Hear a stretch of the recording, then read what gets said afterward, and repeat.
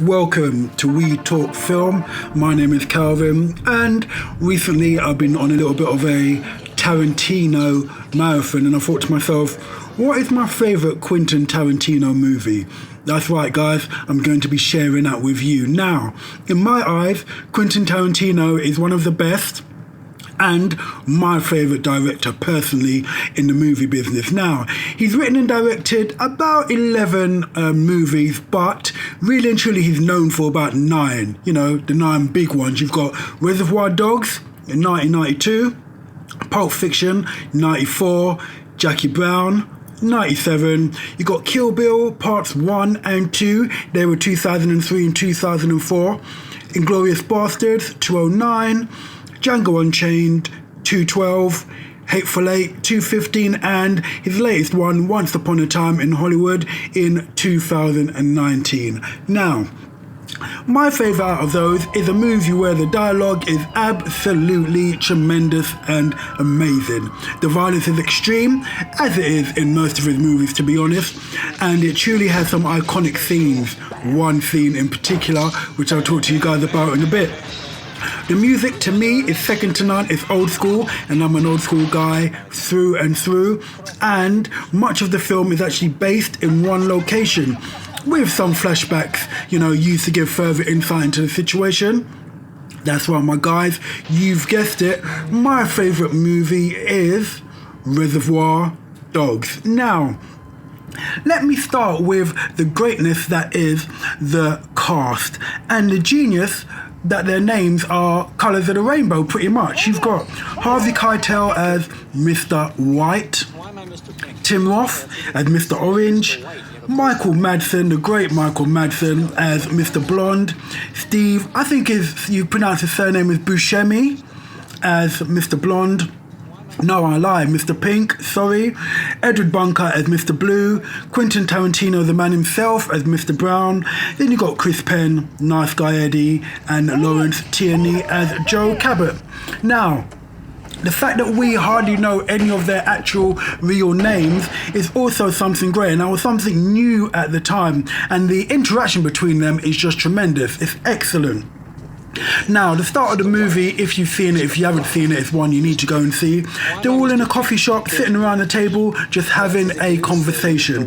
The dialogue is tremendous, and how Quentin Tarantino can make talking about a Madonna song so interesting. It's a thing to behold, people. It really is. Now, the scene shows a lot about each character, which you don't know, obviously, initially watching it, but when you watch the movies back time and time again, you pick up so much. I mean, for example, you've got the utmost professional Mr. White, the Rat, Mr. Orange, the Madman, Mr. Blonde, the boss, Joe Cabot, and the strong-willed one, we call that Mr. Pink. Now, in this 5-minute episode, in this 5-minute scene, it just shows you so much. Okay, it really does, and it's great. Now, let's talk about that opening credit scene with the guys just walking in their black suits, walking down the road to the tune of Little Green Bag by the George Baker Selection. I mean, can you think of a more iconic or more enlightening start to a movie? I was going to sing it a moment ago, but you know what, you guys don't want to hear my voice, to be totally honest with you. And for the rest of the movie, we're treated to a story of a robbery heist that went horribly wrong and what role each member played. Now, with flashbacks, we are shown how some of the crew got away from that heist and how some of the crew were recruited for the job. Hanging over the film, though, there's a possibility that there may have been a rat in the crew who could have informed the police of the heist.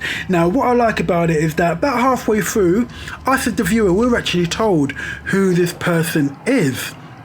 And it's down to the rest of the movie to see whether they're going to work out if there actually is a rat or not. It turns from a whodunit into a Hal Catchum movie, a la the great Columbo himself.